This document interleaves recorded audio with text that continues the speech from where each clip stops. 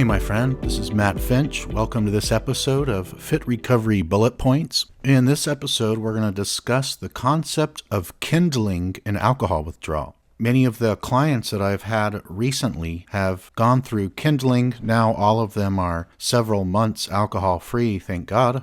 But kindling is really severe, and it's a real phenomenon. It's not all just in your head. Kindling refers to a phenomenon in which a weak electrical or chemical stimulus is administered repeatedly. Both clinical and experimental evidence support the existence of a kindling mechanism during alcohol withdrawal. In an abstract by Howard C. Becker, PhD, on PubMed website, he writes that in many alcoholics, the severity of withdrawal symptoms increases after repeated withdrawal episodes. This exacerbation may be attributable to a kindling process. Withdrawal symptoms like seizures result from neurochemical imbalances in the brain of alcoholics who suddenly reduce or cease alcohol consumption. These imbalances may be exacerbated after repeated withdrawal experiences. The existence of kindling during withdrawal suggests that even patients experiencing mild withdrawal should be treated aggressively to prevent the increase in severity of subsequent withdrawal episodes. Kindling also may contribute to a patient's relapse risk and to alcohol-related brain damage and cognitive impairment. All right, so this kindling in alcohol withdrawal, episodes of alcohol withdrawal getting worse and worse. One of my recent clients who now has more than 100 days off of alcohol, and he's just doing great, totally transformational mind, body, spirit, relationships recovery. I'm super proud of him. But his last 2 drinking episodes were so short, really short binges, and then he was then forced into alcohol withdrawal, which was longer and more severe. So the progression of his severe alcoholism was kindling so much that he couldn't even drink anymore, really. It wasn't even worth it. The juice was no longer worth the squeeze. Why? Because when he started drinking, he would not be able to drink for very long. The last binge, he was only able to drink for 3 weeks before his body just went into withdrawal and he couldn't consume it anymore. And then it took him a long time, way longer, to recover. So here's kindling in a nutshell. As you go through more alcohol withdrawals, they can start to get, your drinking episodes can get shorter, and the severity and length, both the severity and duration of your withdrawal can get longer. So that means that the juice becomes much less worth the squeeze when it comes to choosing alcohol. But then alcohol is for sale everywhere, and so many people drink it, so it can be difficult, even if a person knows that they're susceptible to or probably going to be experiencing really bad kindling in alcohol withdrawal. Just knowing that might not even be enough to prevent them from going back to alcohol. One thing that you should understand is that the mechanisms underlying the exacerbation of alcohol withdrawal symptoms following repeated withdrawal episodes are currently unknown. One hypothesis does propose that the phenomenon might result from a priming effect, in which each consecutive episode of alcohol, drinking exposure evokes a stronger compensatory withdrawal response. Although some people, in contrast, have hypothesized that the progressive exacerbation of withdrawal is actually the manifestation of a kindling mechanism, which has been observed in other neurological conditions also. And, according to this model, which is the model that I subscribe to, it's the repeated experience of alcohol withdrawal, rather than the repeated alcohol exposure, that underlies the progressive intensification of symptoms. So it's the repeated withdrawal process, not repeated alcohol drinking, that leads to the kindling phenomenon. And in the mainstream science, although more evidence supports such a kindling mechanism, they say that a priming effect cannot be ruled out, too. Additionally, the two mechanisms are not mutually exclusive, and they both can operate in the final expression of kindling. Luckily, there has been some research that has been done on the phenomenon of this withdrawal sensitization increasing, called kindling. And the term kindling was first introduced by Goddard and colleagues, 1969, to describe a phenomenon observed after repeated weak electrical stimulation of discrete brain regions using electrodes implanted in the brain. The researchers found that the electrical stimuli initially produced no overt behavioral effects, such as seizures. After repeated periodic application, the same subconvulsive stimuli induced the development of full motor seizures, suggesting that the brain had become sensitized to the stimulation. Additionally, studies found that sensitization could occur regardless of whether the stimulus was electrical or chemical in nature, e.g., a convulsant drug administered directly into the brain or into other parts of the body. For kindling to occur, though, it is critical that the subconvulsive stimulus be administered in a repeated, intermittent fashion. This requirement is a unique characteristic of kindling, which is associated with increased neuronal excitability. Furthermore, once the enhanced brain excitability and susceptibility to convulsions has been established, it can last for several months. This durability of the kindling phenomenon most likely reflects long-term changes in neuronal circuitry and function. When applying the kindling hypothesis to alcohol withdrawal, researchers have postulated that each withdrawal-induced episode of CNS hyperexcitability may serve as a stimulus that supports a kindling process. Ballinger and Post, 1978. Accordingly, although binge drinking may not initially result in serious or even noticeable withdrawal symptoms, repeated episodes of this pattern of alcohol intoxication, followed by abstinence and withdrawal, may lead to a worsening of future withdrawal-related symptoms. Thus, a kindling process may underlie the commonly observed progression of withdrawal symptoms from relatively mild responses, e.g., irritability and tremors, characteristic of initial withdrawal episodes, to more severe symptoms, e.g., seizures and delirium tremens, DTs, associated with subsequent withdrawal episodes. Ballinger and Post, 1978.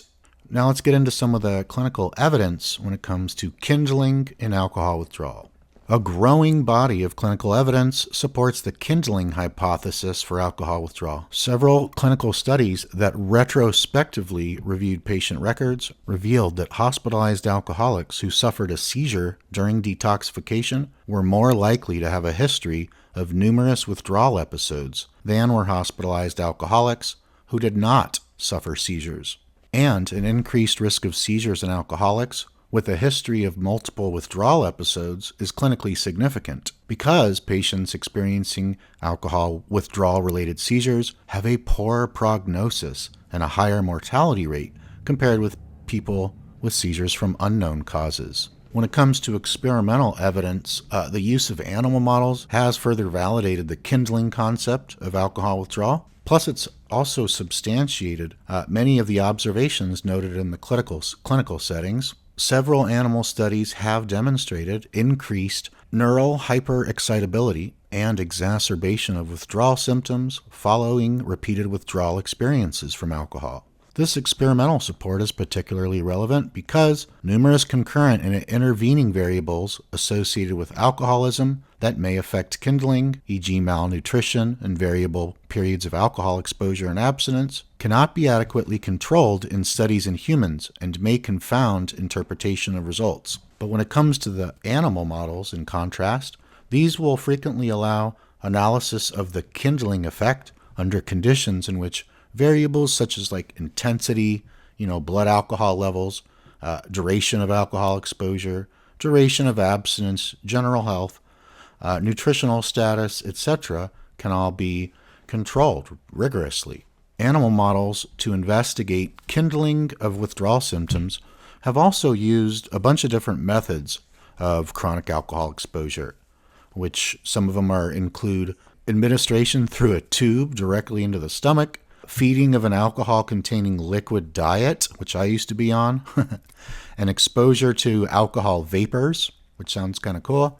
These studies found that the withdrawal symptoms were more severe in animals with previous withdrawal experience than in animals that experienced first-time withdrawal. Moreover, the results suggested that some withdrawal symptoms, e.g. seizures, may be particularly susceptible to kindling. Alcohol intoxication, achieved by exposing mice to alcohol vapors for 16 hours in inhalation chambers, resulted in a mild withdrawal response when the animals experienced a first withdrawal episode. After repeated intoxication withdrawal experiences, however, the same alcohol exposure induced progressively more severe withdrawal-related convulsions. Other studies also found that both the intensity and the duration of exacerbated withdrawal seizures increased with the number of previous withdrawal experiences. Now let's move on to the brain mechanisms underlying kindling in alcohol withdrawal. Alcohol has a big effect on the neurotransmitter system in your brain. There are excitatory neurotransmitters like norepinephrine and inhibitory neurotransmitters like GABA, which I like to call your brain's natural Valium. Alcohol generally has a suppressive effect on the CNS. It reduces the activity of excitatory neurotransmitters and their receptors and enhances the activity of inhibitory neurotransmitters and their receptors. Alcohol increases your GABA a lot, and serotonin, and dopamine and endorphin. After long-term alcohol consumption, what the body does is it'll activate a complex set of counteracting mechanisms to offset alcohol's persistent presence in your brain. What it does is it neuronally adapts, so your neurons become adapted to the presence of alcohol. So it shifts its function, and these mechanisms promote the activity of excitatory neurotransmitter systems and suppress the activity of inhibitory neurotransmitter systems. This is your brain attempting to return to its homeostasis or normal state in the presence of alcohol. The problem arises when you stop drinking, however, because now the adaptive changes that you've made result in a major imbalance in your inhibitory and excitatory neurotransmitters. This results in your central nervous system going haywire. It short circuits, and it goes into hyperexcitability, fight or flight response, and that manifests itself as withdrawal symptoms. With a drinking pattern of repeated binging and abstaining like I used to do and like Chris Scott used to do, like the client I was mentioning was doing, the imbalance occurring during withdrawal may accrue and intensify with each successive episode and may culminate in a state of persistent CNS hyperexcitability, seen as a kindled, i.e. augmented, withdrawal response. All right, so before we move on to the changes in inhibitory neurotransmission, to review, the term kindling refers to the phenomenon that people undergoing repeated cycles of intoxication followed by abstinence and withdrawal will experience increasingly severe withdrawal symptoms with each successive cycle. Said in a simpler way, a person undergoing the cycle of drinking, stopping,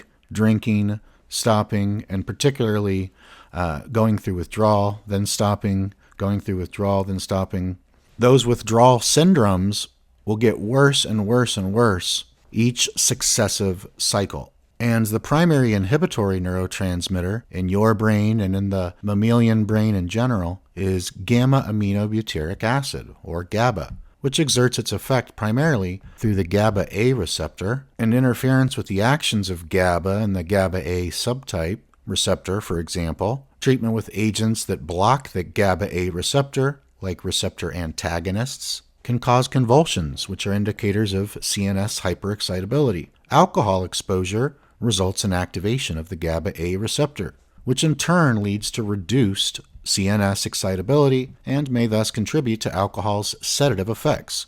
In response to chronic alcohol exposure, the CNS adapts to the alcohol-induced GABA-A activation by reducing GABA-mediated neurotransmission. Said in another way, the more you drink alcohol, the more your brain will stop making its own GABA because now you're using alcohol to boost your GABA.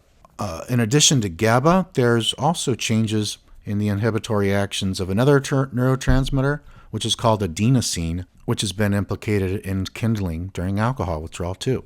plus enhanced excitatory neurotransmission may contribute to the exacerbated withdrawal responses resulting from repeated withdrawal experiences. The primary excitatory neurotransmitter in the brain is glutamate, which can interact with a bunch of different receptors. One of these receptors can also be activated by the substance NMDA, N-methyl D-aspartate, and is therefore called the NMDA receptor. Excessive activation of this receptor induces seizures. The involvement of the glutamate NMDA receptor system in kindling has been suggested by findings that animals with a history of multiple alcohol withdrawal episodes exhibited increased sensitivity to NMDA-induced seizures compared with animals tested following a single withdrawal episode.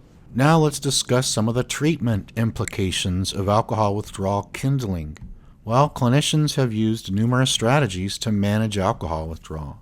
The primary goals of treating alcoholics during withdrawal are to prevent the occurrence of seizures and delirium tremens, DTs, and to ameliorate or lessen, mitigate, lower discomfort related to autonomic instability, e.g. increased heart rate or blood pressure and sweating, and psychological instability, e.g. anxiety and other symptoms. Given the high rate of recidivism among alcoholics, many patients presenting for alcohol withdrawal treatment probably have a history of detoxification. Other patients will likely experience additional withdrawal episodes in the future and are therefore at risk for more severe withdrawal symptoms during those future episodes as a result of kindling. Accordingly, the kindling phenomenon in the patient's withdrawal history likely have a clinically significant effect on treatment strategies.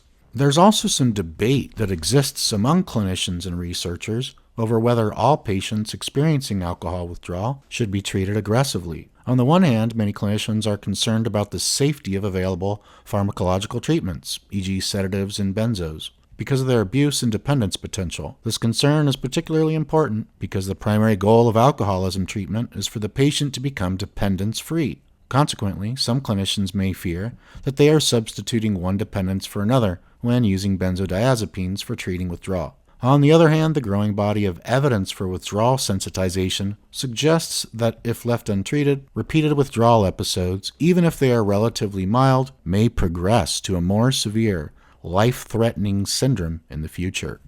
What I see going on a lot is kindling and relapse. Kindling during alcohol withdrawal, that's a progressive worsening of the physical and psychological syndromes, or a syndrome is a group of symptoms. So you get progressively more symptoms and overall dysphoria and overall changes in your subjective perception of alcohol's intoxicating effects. All this just comes down to kindling substantially increases someone's motivation to resume alcohol consumption. When someone's going through a kindling alcohol withdrawal, they're going to have excess glutamate, GABA deficiency, dopamine deficiency, superdysphoria, and all those symptoms together, combined with alcohol being easily accessible and legal and promoted, makes avoiding relapse very, very difficult, which is why so many people like to work with me one-on-one, so they have some accountability and some strategy and some support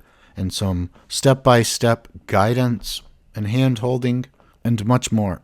And finally, I hate to end on such dark tones here, but we also have to discuss the role of kindling in alcohol-related brain damage and cognitive impairment. Because multiple alcohol withdrawal experiences can render a person more vulnerable to brain damage, and one potential mechanism contributing to this type of brain damage is the enhanced excitotoxicity associated with progressive increases in excitatory neurotransmission.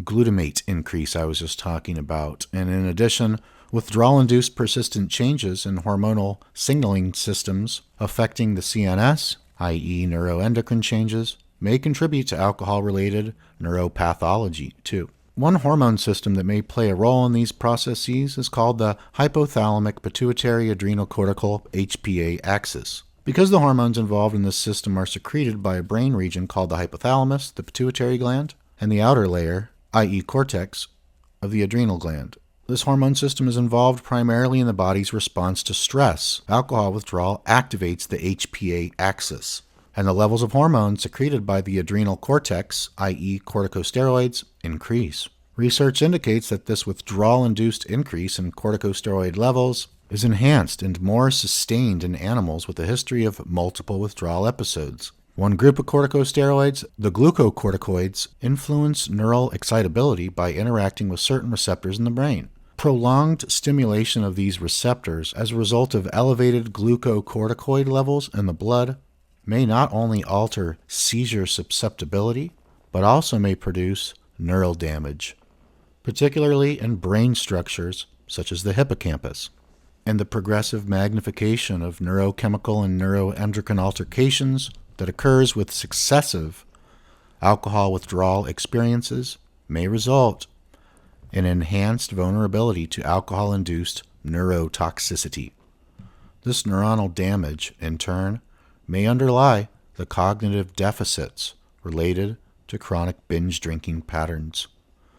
In fact, both clinical and experimental findings have indicated that repeated alcohol withdrawal is associated with increased cognitive dysfunction.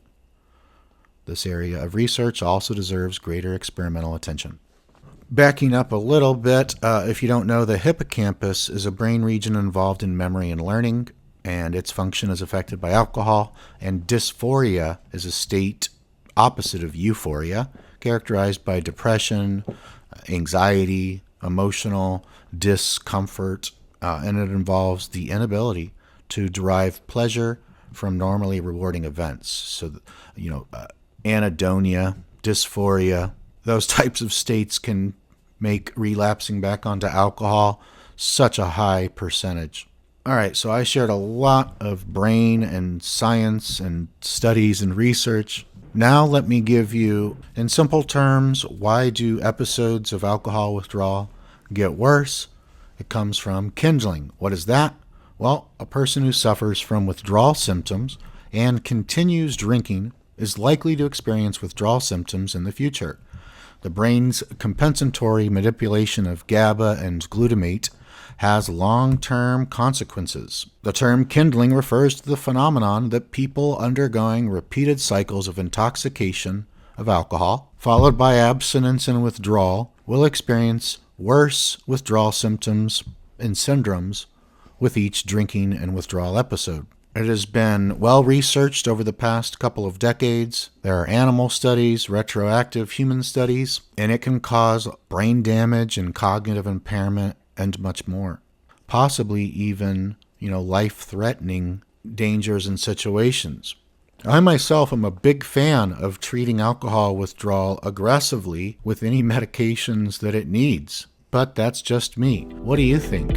And do you like this new format of Fit Recovery Bullet Points episodes? Thanks so much. Subscribe if you haven't already, and I'll see you on the next episode. Take good care.